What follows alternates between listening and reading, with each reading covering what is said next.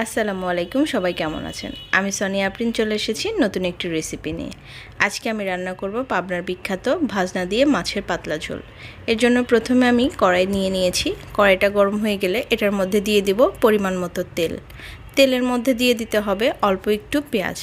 ঝোলের তরকারিতে পেঁয়াজের পরিমাণটা কম দিলেই ভালো হয়। আমি অফ ক্যামেরায় ভাজনা তুলে নিয়েছি। ভাজনা যারা তুলতে জানেন না তারা আমার ভিডিও আগেরগুলো দেখতে পারেন। এখন আমি পেঁয়াজের সাথে দিয়ে দিয়েছিলাম কাঁচামরিচ, তারপরে আলু এবং বেগুনটা দিয়ে দিয়েছি।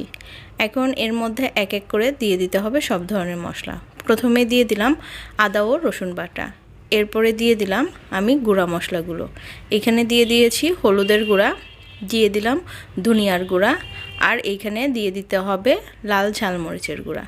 এইভাবে ঝোল রান্না করলে ঝালমরিচের গুঁড়ো একটু বেশি দিলেও সমস্যা হয় না। এখন দিয়ে দিতে হবে স্বাদ মতো লবণ। সবগুলো মশলা একসাথে দিয়ে দেওয়ার পরে নেড়ে চেড়ে মশলা এবং সবজিটাকে মিক্স করে নিতে হবে।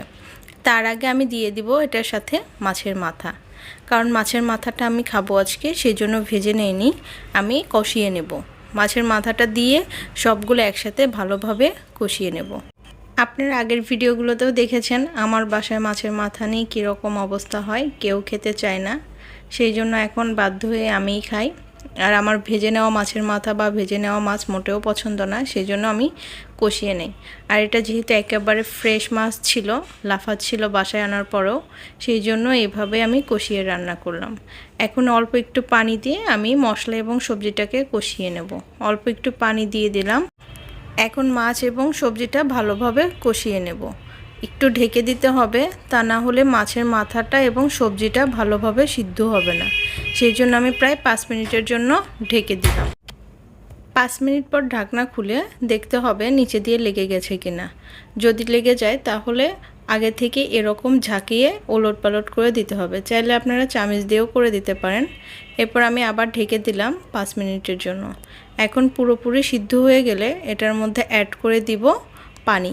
ঝোলের পরিমাণটা একটু বেশি হবে, আগেই বলেছিলাম আমি ভাজনা দিয়ে ঝোল করব, এর জন্য এই রেসিপিটাতে ঝোলের পরিমাণটা একটু বেশি দিতে হয়। আমি প্রায় 2 কাপের একটু বেশি পানি অ্যাড করেছি। এখন এটাকে একটু নেড়ে চেড়ে যখন বলক উঠে যাবে তখন এটার মধ্যে বাকি উপকরণগুলো অ্যাড করে দিব। এটা কিন্তু খেতে আসলে অনেক মজা। এখন ঝোলটা যেমন পাতলা থাকবে, যখন ভাজনা দিব তখন ঝোলটা একটু ঘন হয়ে যাবে, আর ঝোলটা খেতে অনেক বেশি মজা লাগে।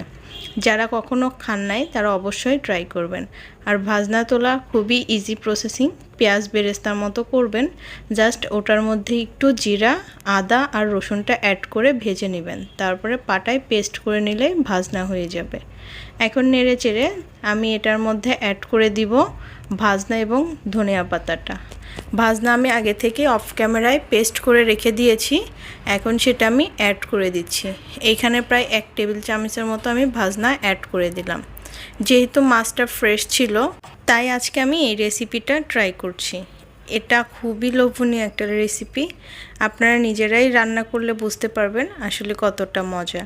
আমি ভাজনাটা অ্যাড করে দিলাম, ভালোভাবে মিক্স করে দিলাম, আর দেখেন আলুটাও সিদ্ধ হয়ে গেছে, আর বেগুন তো এমনিতেই নরম সবজি। এখন এটার মধ্যে অ্যাড করে দেব ধনিয়া পাতাটা। ধনিয়া পাতাটা অপশনাল, যেহেতু জিরা বেটে দিয়েছি ভাজনার মধ্যে, সেই জন্য চাইলে ধনিয়া পাতাটা নাও দিতে পারেন। আমি ধনিয়া পাতাটা অ্যাড করে দেওয়ার পরে বলকের উপরে এখন ভেজে রাখা মাছগুলো দিয়ে দিচ্ছি। আর আজকে আমি রান্না করছি কি মাছ বলেন তো? দেখে মনে হবে রুই মাছ, কিন্তু এটা রুই মাছ না, এটা বাউশ মাছ।